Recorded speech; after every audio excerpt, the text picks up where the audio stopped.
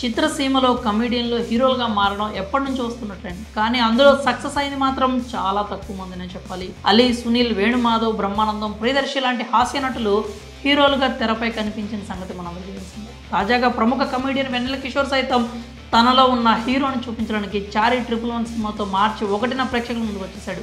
మరి హీరోగా వెన్నెల కిషోర్ మెప్పించాడా? అతని ప్రయత్నం ఫలించిందా?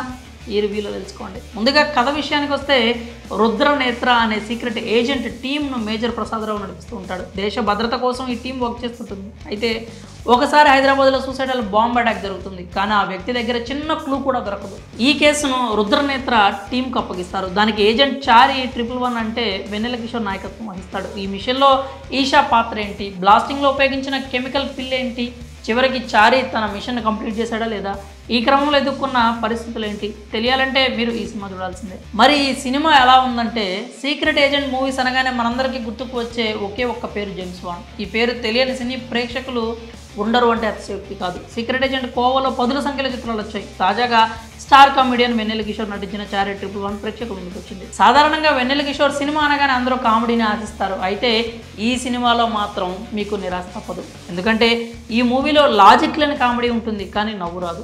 జాతిరత్నాల సినిమాకు వర్కౌట్ అయిన పంచింగ్ కామెడీ అన్ని సినిమాలకు వర్కౌట్ అవుతుంది అనుకుంటే అది పొరపాటే అవుతుంది. ఈ మూవీ విషయంలో కూడా అదే జరిగింది. మిషన్ అప్పగించినప్పటి నుంచి వెన్నెల కిషోర్ చేసేది హీరో పాత్ర లేక కమెడియన్ పాత్రనా అన్న అనుమానం వస్తుంది. ఎవరితో ఎలా మాట్లాడాలో తెలియని హీరోకి ఒక కీలక మిషన్ అప్పగిస్తే ఎలా ఉంటుంది? డైరెక్టర్ టీజీ కీర్తి కుమార్ ఆలోచన మెచ్చుకోదగ్గదే. ఎందుకంటే వెన్నెల కిషోర్ లాంటి కమెడియన్ను ఏజెంట్గా ఊహించుకొని కథ రాసుకున్నాడు. కానీ దాన్ని ఆచరణలో పెట్టడంలో పూర్తిగా విఫలమయ్యాడు. కథనం సరిగ్గా ప్లాన్ చేసుకోలేదు.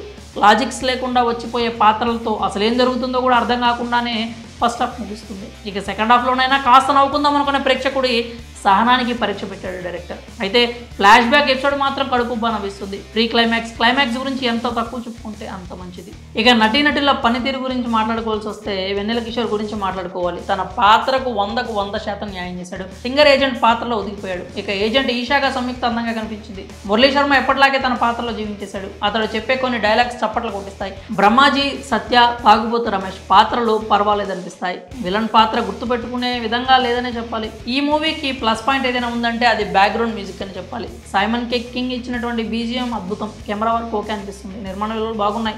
ఎడిటర్ తన కథకు ఇంకా కాస్త పదును పెడితే బాగుండేది. సినిమా బలాలు బలహీనతల గురించి మాట్లాడాల్సి వస్తే వెన్నెల కిషోర్ బ్యాక్గ్రౌండ్ మ్యూజిక్ ఈ రెండు సినిమాకి ప్లస్ పాయింట్స్. కథనం, లాగ్ సీన్స్, లాజిక్ లేని కామెడీ వంటివి సినిమాకి మైనస్ అని చెప్పాలి. చివరిగా చారీ 111 మిషన్ ఫెయిల్ అయింది. ఈ సినిమాకి మేమిచ్చే రేటింగ్ 2/5. మరి సినిమా మీరు చూసారా? చూస్తే మీకు ఎలా అనిపించిందో మీ అభిప్రాయాలను కామెంట్స్ రూపంలో తెలియజేయండి.